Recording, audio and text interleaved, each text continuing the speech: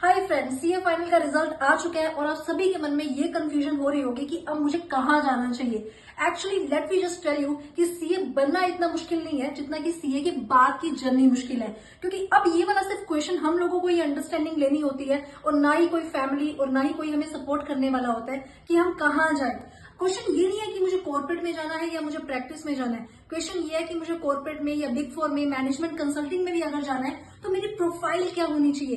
क्या मुझे ऑडिट में जाना चाहिए, टैक्स में जाना चाहिए या फिर कहाँ जाना चाहिए।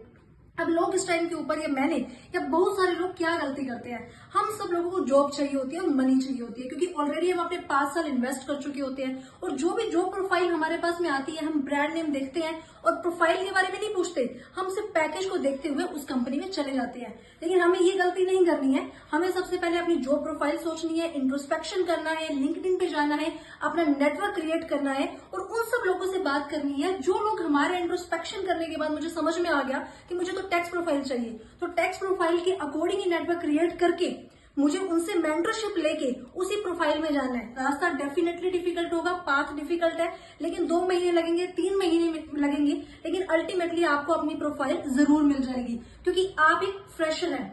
तो अगर आप जाके कंपनी को ये कहते हैं, कॉर्पोरेट को, कि मैं 8 लाख पैकेज पे या 5 लाख पैकेज पे भी काम कर लूंगा लेकिन प्रोफाइल मुझे ये चाहिए, तो डेफिनेटली एचआर भी मान जाती है और आपको रिक्रूट भी कर लिया जाता है। लेकिन यही वाली प्रैक्टिस आप 1 साल या 2 साल के बाद में नहीं कर सकते क्योंकि उस पॉइंट ऑफ टाइम के ऊपर आपका ऑलरेडी पैकेज जो होगा वो आपका 12 लाख रुपए होगा और आप चाहेंगे कि मेरे को 30% का जो है वो इंक्रीमेंट मिलना चाहिए, लेकिन वो लोग आपको देना नहीं चाहेंगे क्योंकि वो आपको एज ए फ्रेशर कंसीडर करेंगे रेदर देन एक्सपीरियंस।